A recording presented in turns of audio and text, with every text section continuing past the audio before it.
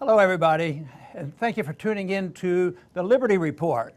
Today we have a very special guest, the publisher of the Trends Journal. He's well known and he has a lot to say about what's going on in the world and what to anticipate. And his reputation is very good on making these projections, so it'll be very interesting. He also has a special event coming up that we'll visit with him on.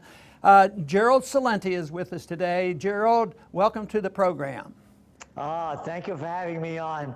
There's no one in the political world that I respect more than you. And thank you for all that you have done and all that you do to bring out freedom and liberty and let it ring again. So it's a big honor for me to be on with you. Thank you so much. Well, thank you very much. And it's interesting to note that you use the term peace and prosperity a lot, and that's something that I like to use too, because that, of course, should be our goal. And, you know, common sense tells us how we could achieve that, but it seems like sometimes we're engulfed with politicians that have zero common sense.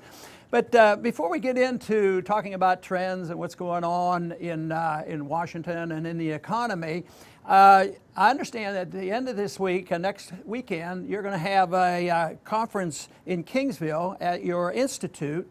And this is a conference I believe you've put on quite a few times. And why don't you tell the audience a little bit about this conference and the rally that you want to hold on the 20th, which is on Sunday? Yes, the conference is, again, peace and prosperity is the foundation of it, but looking at trend lines as well in different areas and how to profit from them. And one of the speakers at the conference is going to be Dr. Paul Craig Roberts. As I'm sure your audience knows, the former Assistant Treasury Secretary under Reagan, and a man that I highly respect for his geopolitical and economic insights. And he never travels anywhere, but he's coming to the conference, which begins on we'll have a reception on the 18th, and then on Friday and Saturday, 2 full days of conference work with him, Gary Null, who's a leader in health, fitness, and nutrition, particularly we're focusing on relative to aging healthy. And as we get older, hopefully we get wiser and have much more to offer than we did before as we keep taking new steps in new directions. So as the whole population of the world ages, we're really focusing in on that, how to stay in the best shape physically, spiritually, emotionally, and mentally. So that's a big part of it as well, plus other trend lines that we'll be looking at, geopolitics, economics, the whole gamut. So that precedes the rally. And I'm very thankful that you tried so hard to make it. But of course, I totally understand, with your schedule and the difficulty in coming to Kingston, New York, that you weren't able to get here. One of the speakers that we have is Robert Thurman, who's Uma Thurman's father, and he's a Buddhist peace activist. Gary Null. Cindy Sheehan will be here. Of course, a great woman whose son was tragically killed, along with many others, needlessly in Iraq. She'll be here, and Ralph Nader will be kicking it off. Oh, good. So we're very excited about this, and we're putting our money where our heart is. We're funding this primarily. There's other people that want to donate. We could use all the help we can get. The website is occupypeace.us, occupypeace.us, and of course, for the conference, you go to our website, trendsresearch.com, and there's still room at the conference.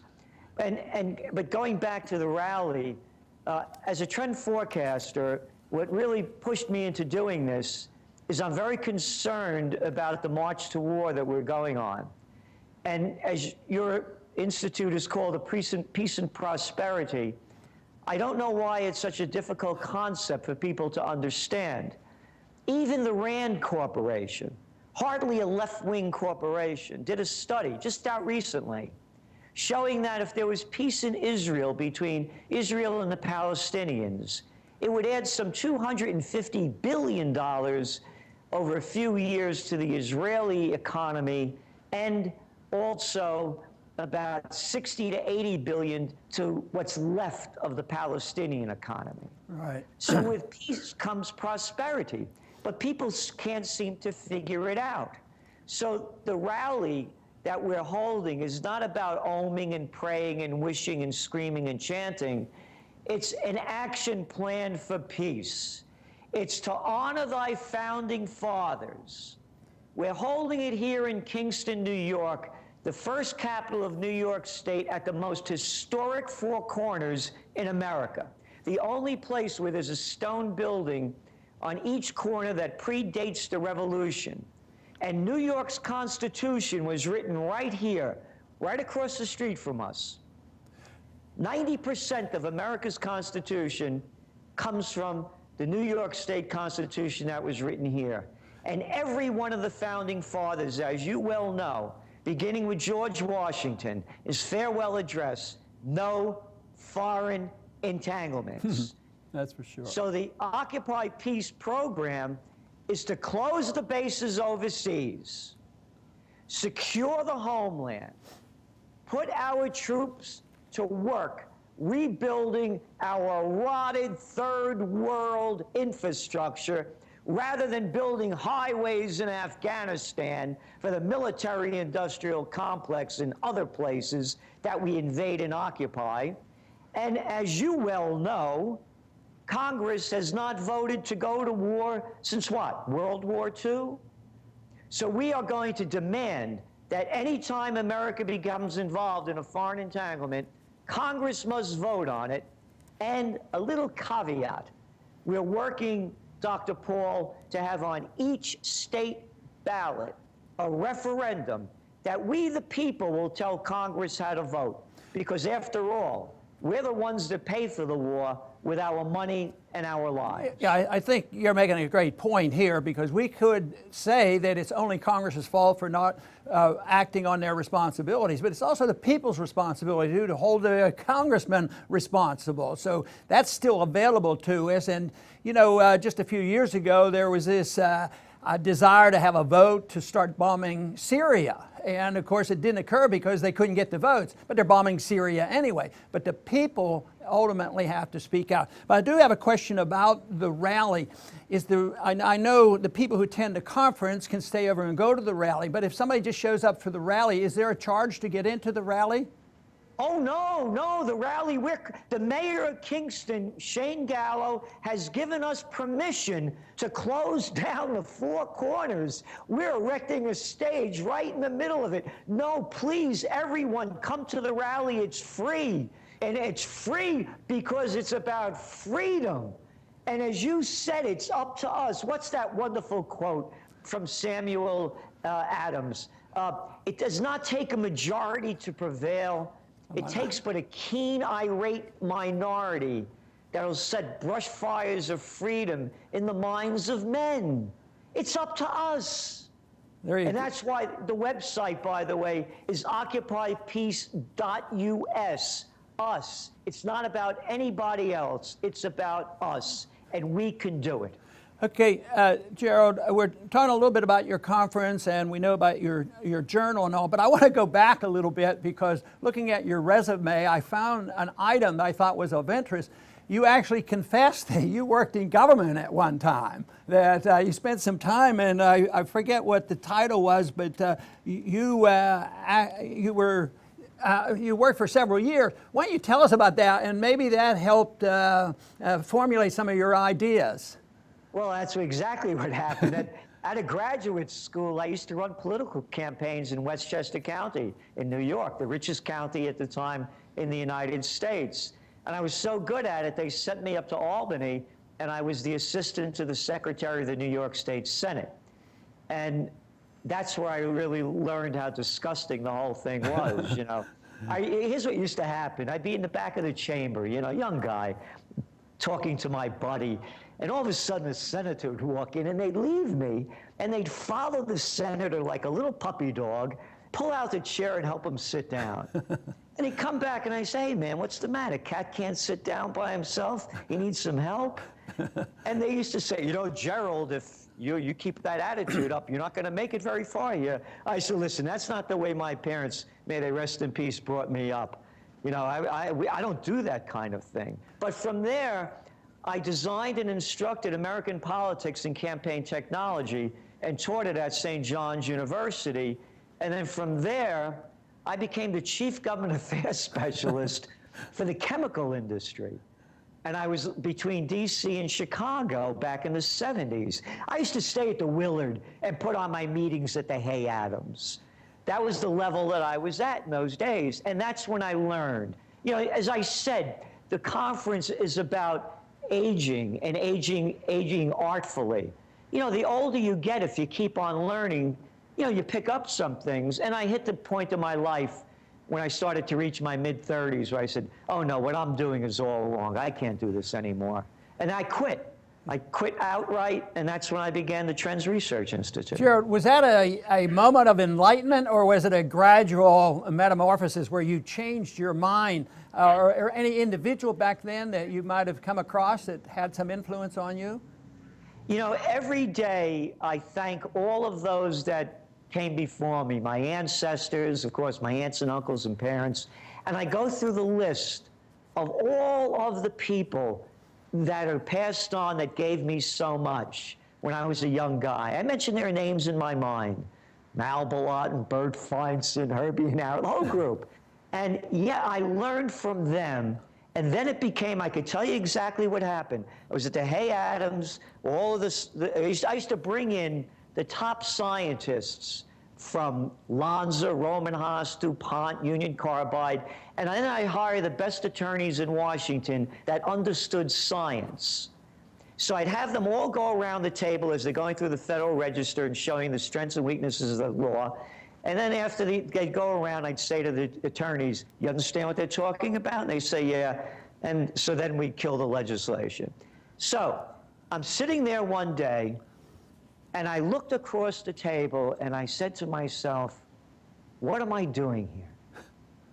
And that was the epiphany, but it was all that was taught to me by all those wonderful people that I was so fortunate to have in my life that got me there. Right.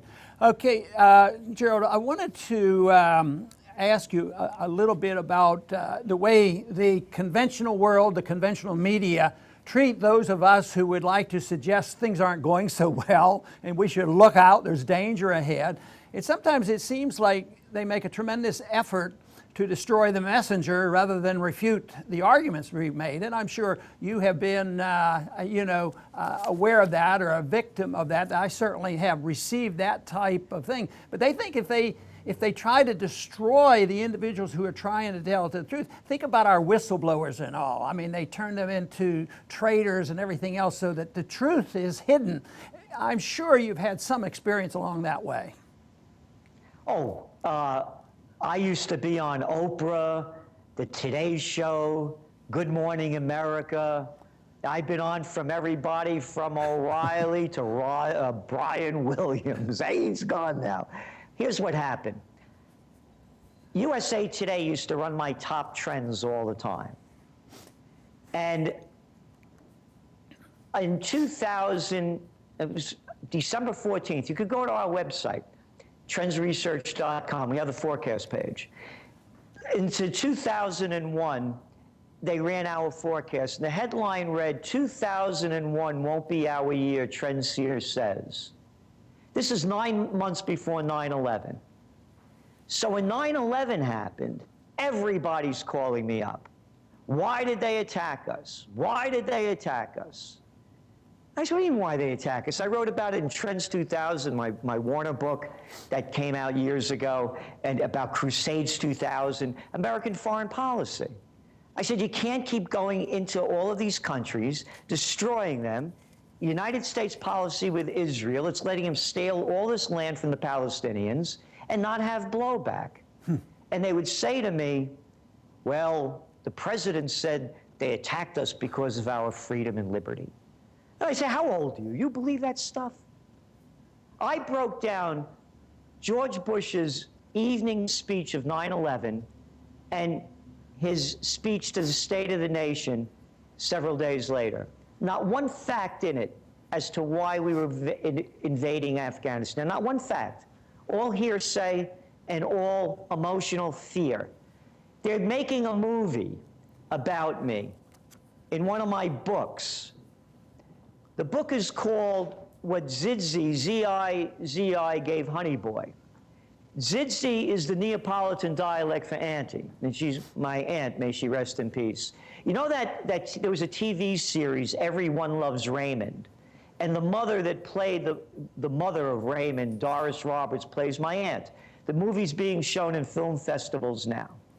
It opens up, and I'm on the phone, and I just got my 3rd cancellation of the day because I was saying, they were asking me about the outcome of the Afghan war, and I said, listen, if Alexander the Great couldn't pull it off, if the English couldn't do it and the Russians couldn't, what makes you think the Americans are? I said, this war's going to go on forever. One by one, they started cutting me out. And then the Iraq War. And then I said what would happen. It's right there. In 2004, I said by 2007, we will enter into the Great Recession. That was the term I used in 2004. No longer am I on Bloomberg. No longer am I on CNBC.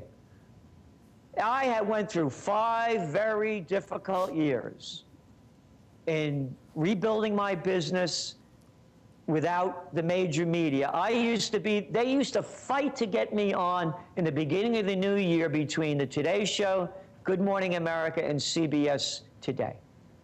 So I know what you're talking about. And by the way, this is the cover of the book, and that's my lovely aunt, may she rest in peace.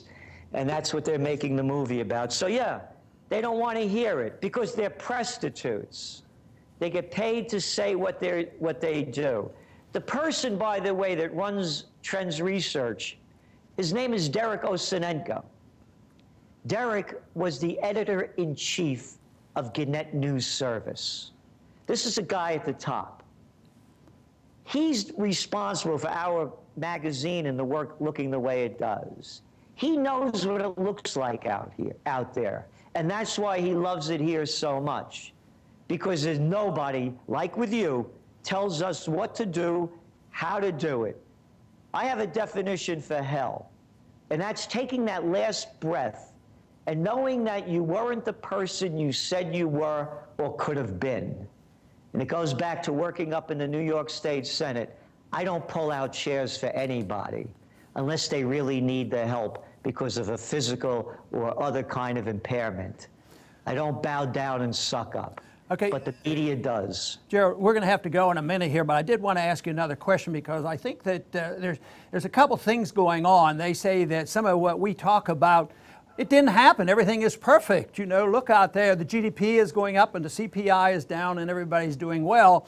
At the same time, we have 94 million people unemployed. And so there is a depression out there for a lot of people that they close their eyes to. That's where they really blanket out on all the problem. So I think it's perfectly safe to try to remind people that if they paid any attention, you know, Detroit had a problem and other cities have problems, other states have problems, which are just warning signs sitting out there. If they like Detroit, just continue to do what they've been doing. And for example, right now, I think it was today's paper, they reported that, you know, the student loans are in trouble, $1.3 trillion, and half of them don't pay anything. And yet the solution is they can apply sooner and get more student loans. It always goes back to, you know, if you don't have enough money in debt, you just create more. If that caused the problem, they totally ignore it. And they always go back to the people who designed our foreign policy to get us out of the mess that they put us in. So I would think there's so many signs on here, and we don't have time to go into it, but you might just refer to the fact of Detroit ought to be a warning sign of what a whole country could look like, because we know the countries are going, and we know what's going on in Greece and all the other potential problems around the world. The only reason, you know, I got it wrong, I thought it would have collapsed earlier. I had no idea they'd make up a thing called quantitative easing. I had no idea that they have not raised interest rates. It's going on, it will be 16 years since 2006. So you can't make this stuff up. And by the way, this is not capitalism. In capitalism, there's no such thing as too big to fail. It's called a merger of state and corporate powers. What did Mussolini call that? I think fascism. So yeah, you get it wrong because they're changing the game. And the only people it's benefited is Wall Street. I'm not making that up. It's because of the record low interest rates. They're borrowing money for nothing, buying back their stock. The numbers are there. And all these merger and acquisitions. Merger and acquisition activity right now is breaking records that was set in 2007. There's a collapse. Oil prices are not the only things collapsing. Commodity prices are at 16-year lows because there's too much supply. The money is concentrated in the hand of the few, so people can't buy. That's why it's an oversupply and lack of demand. It's a global economic slowdown. It's happening in front of us. We are on the verge of the worst panic that's way worse than 2008. And Gerald, we want to close down now. I'm going to give you a chance to name your websites and people interested in your conference and also the rally. But I think you touched on a very important point, and they use it against us all the time. See, capitalism and freedom and the markets are failing. And they use that. They did that even in the Depression. You know, it was the free market and gold standard that brought on the Great Depression. And I think the use of the term fascism is very fair. I think it's crony capitalism, has nothing to do with free markets and sound money. And yet that to me is really the key. And it's Republican or Democrat. Some people said Obama's a socialist. I said, no, he's closer to being a fascist than he is a socialist, because who has he benefited with medical care? The insurance companies and the drug companies, the military industrial complex, and he's not a peace candidate. So I think you and I understand this, and of course we work together the best we can to promote this. But why don't you go ahead and close out and remind the viewers the websites that they can go to if they're interested in signing up for the conference, but also getting to the rally. I mean, there's a lot of people within a couple hundred miles of this rally, and they ought to be able to make it. Yes, the rally is high noon this coming Sunday, September 20th. Ralph Nader, Robert Thurman, Cindy Sheehan, Gary Null, myself, bands, the whole thing. We're closing down the most historic Four Corners to honor thy founding fathers. No foreign entanglements. Please come, bring your friends. It's free. OccupyPeace.us is the website. And for the conference that precedes it, Thursday, Friday, Saturday, that site, you go to our site, trendsresearch.com, trendsresearch.com, and click on the conference button. Okay, once again, the publisher of Trends Journal, Gerald Celente, thank you very much for being with us today. Oh, it's an honor to be on with you, and thank you for all that you've done and all that you do to let freedom ring. And I want to thank all the viewers today for tuning in, and please come back soon to the Liberty Report.